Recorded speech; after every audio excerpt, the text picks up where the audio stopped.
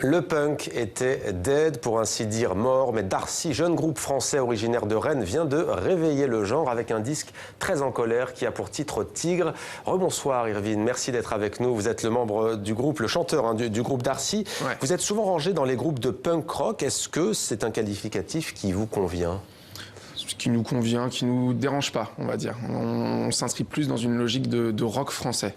J'aime nous appeler, voilà, rock français. Rock français, et c'est quoi au juste ce rock, vous, aujourd'hui, que vous nous donnez à entendre dans ce premier disque ? C'est un rock qui n'est pas à classer dans la veine de la musique divertissante. Voilà. J'aime pas ce terme de revendicatif, mais je pense qu'on peut quand même nous le coller. Le côté aussi artiste engagé, je trouve que c'est un pléonasme, mais là aussi, je pense qu'on peut aussi le coller sur le nom Darcy. Voilà, c'est en ça que j'appuie sur le point qu'on fait du rock français, avec des accents punk, pourquoi pas. Ouais. Vous dites pas forcément divertissement, pourquoi ? Parce que pour vous, la musique, comme d'autres peut-être pans de la culture, n'a pas pour vocation à seulement divertir. Ouais, surtout pas. C'est quelque chose qui est très sympathique, hein, de danser sur de la musique dans des concerts, mais c'est pas le but de la culture, c'est pas le but de l'art, et encore moins de la culture populaire comme la musique pop, comme le rock, comme le rap. Je trouve que le divertissement n'a pas sa place. Quelle est sa vocation alors ? À remuer les consciences, à faire éveiller les choses. Nous, je sais que dans Darcy, on réfléchit pas forcément à la manière dont on le fait. C'est quelque chose de très spontané. Voilà. Parmi les 10 titres de ce disque Tigre, il y a Alcool, Justice, Mitraillette, Bill Jaune et Paris, dont le clip vient de sortir. Il fait beaucoup parler. On regarde un extrait. Parce que maintenant les filles enlèvent le bas quand leur maman brûlait le haut. Parce que maintenant les filles enlèvent le bas quand leur maman brûlait le haut. Et c'est Paris, Paris, Paris, Paris. Ouais, c'est Paris, Paris. Paris, Paris. Ouais, c'est Paris, Paris, Paris, Paris. Ouais, c'est Paris, Paris, Paris, Paris. C'est Paris, Paris, Paris, Paris, Paris. Ouais, c'est Paris, Paris.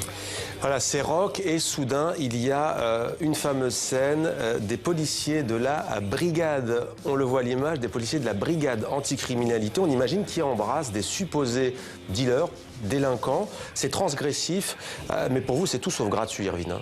Non. L'idée est venue de ces pancartes qu'on voyait dans les manifestations de policiers avec on veut des câlins, on veut des bisous, on veut de l'amour. Et ben, on leur a donné de l'amour à notre manière. C'était leur manière de nous répondre. Voilà. Je disais polémique, et contre toute attente, si l'on peut dire, les réactions les plus vives sont des réactions homophobes.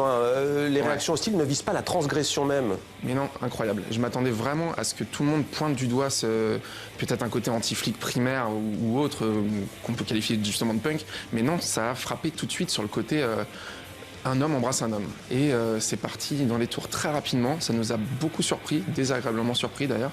Et ça continue encore aujourd'hui. C'est une vision proche et en même temps assez distanciée, j'ai envie de dire, du fameux « j'ai embrassé un flic » de Renaud. Ouais. On s'en moque. On a eu cette expression de Renaud embrasser un flic et Darcy lui a roulé une pelle. On trouvait ça, Darcy embrassé un flic, Renaud lui a roulé une pelle.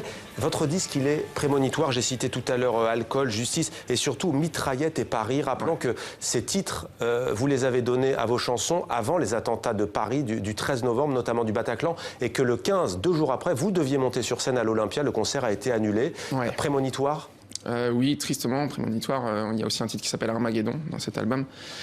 Ça rappelle cette histoire de Noir Désir qui avait sorti dans son disque un titre qui s'appelait Le Grand Incendie le jour du 11 septembre 2001. Et on était sur scène à Saint-Brieuc quand ça a frappé à Paris et donc on a reçu un appel de notre tourneur qui nous a dit l'Olympia c'est plus possible. Dans la chanson 20 ans, vous fustigez une jeunesse qui s'est comme mécanisée et qui a même perdu de vue l'amour. C'est quelque chose que vous constatez et comment ça se matérialise au quotidien ? Surtout au niveau des réseaux sociaux, aussi au niveau des attitudes dont on est spectateur dans les boîtes de nuit, dans les bars. Mais quand je vois aussi la manière dont les jeunes répondent aujourd'hui à ce clip et aux commentaires homophobes, je me demande si je me suis pas un peu trompé, si j'ai pas un peu caricaturé. mes propos. Mais comme je l'ai dit tout à l'heure, Darcy, c'est toujours très spontané. J'écris mes textes en moins de 15 minutes. Donc il se peut que je me trompe. Ouais, ça vient du cœur en tous les cas. Ouais, du cœur. Non, ça vient surtout de la colère. La colère. Ça vient surtout de la ville jaune, en fait. De la ville jaune. Eh bien, on écoute un extrait d'ailleurs de ce titre 20 ans. S'il n'y a plus de rang à tenir, c'est qu'il n'y a plus de rang à défoncer.